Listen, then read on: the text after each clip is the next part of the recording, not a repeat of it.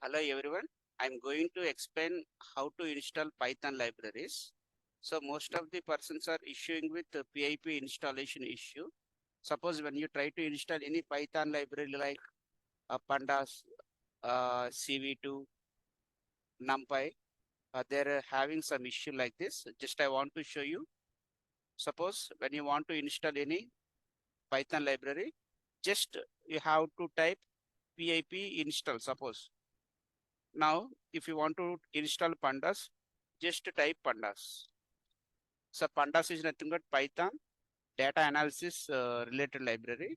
Just if you want to try to install pandas, what will happen?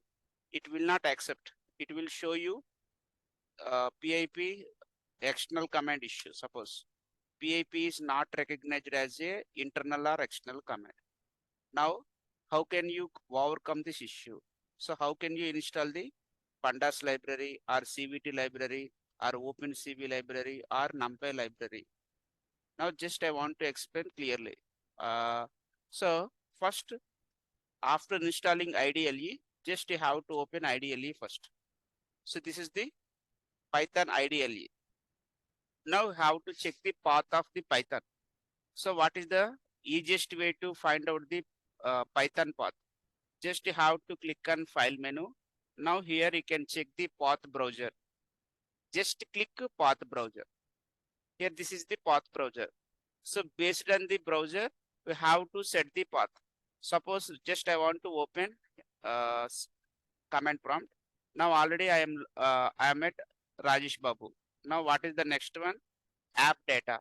Just simply you can type cd app data. cd app data. Just enter.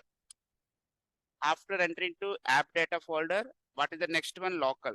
Again type cd local. So again click enter. After local, what is the next folder? Programs.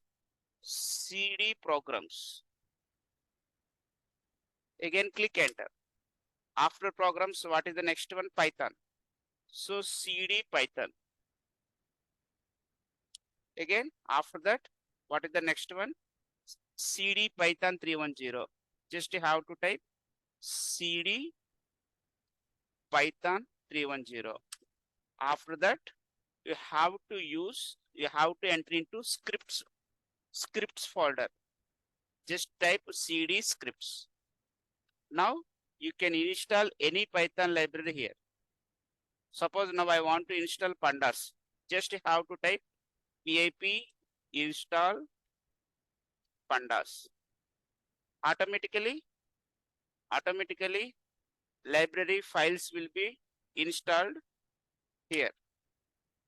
Just if you try to check, automatically all library files will be installed.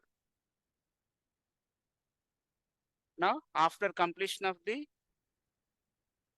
module installation, again you will get this same command prompt.